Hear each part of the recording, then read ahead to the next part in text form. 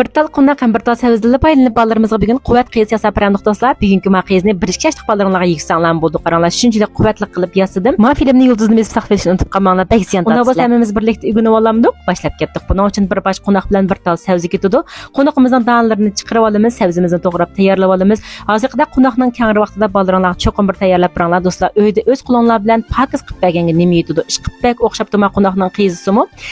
Ko'ngilinglardek mana qunaqning da'anlarini chiqarib oldik, savizni to'g'rab tayyorlab oldik. Bugun savizni o'rda pishamiz. Mililiq baribir o'rda pishiramiz emas, 25 minut.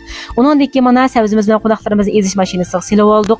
Endi buningga jiqaroq zira, azroq qarmoch, azroq tuz, 2 tal tuxum, azroq qunaqdan ayrilgan tettiq silib etdim. Ondan yarım piyola un qo'yib oldim. Endi buning ustiga 2 tal tuxumni chiqib etgandan keyin ezish mashinamizni ustini yeplam to'kichetib, buni azroq aylantirib oyoqma-oyoq qilib olsaqlam, bu izlib shundoq pezmaqil holatga kelib suyiladi. Undan keyin buning ustiga 2 qo'sh qunaq kraxmalni so'rib eritib, buni qo'yib olamiz. Ondan buni rosa aralashtiramiz. Bak yaxshi aralashtirganlar mishaddan do'stlar. Undan keyin buni ustiga abayqa to'g'ri olgan qunaqimizni aralashtiramiz. Ana buni undan keyin mana qaranglar, shunchalik chiroyli chiqadi. O'z qo'limizda qilganga nima yetadi do'stlar? Uyda mushta qipirdigan bo'lsanglar, yarim soat vaqtinglarni olib ketadi. Bolalarlar hargiz sirtlarda menat narsa yeydiganga jugamaydi. Shuning bilan buning uchun menda qilib ketmaydi. Yaltira qog'oz bo'lsa bo'ladi. Men yaltira qog'ozimni boshpatda do'konda bajmi do'stlar.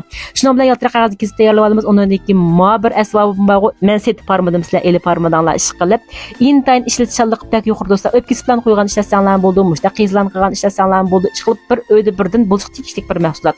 Aslida ulanmaga qo'ydim. Basim intayin mop qo'shib qo'y 8 mo bikaning naqi.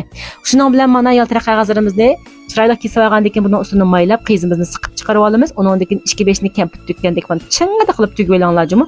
Undan keyin mana mushqlarni tayyorlab olsak bo'ladi. Faqat yarim soat vaqtinglar ketadi do'stlar. Cho'qim bir sinab yiqinglar, bolalarlar xo'shib ketadi.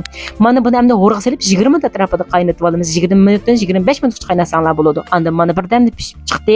Endi buni ustiga qavatini so'yib yetisizlar. Shuning bilan mana o'xshab ketgan qizimiz tayyor bo'ldi do'stlar. Buni mayli xogola qilib yanglar, yakkan qilib yanglar shunchalik mos keladi. Kelar qatim ko'rishaylik do'stlar. Yaxshi yurak besitishni unutib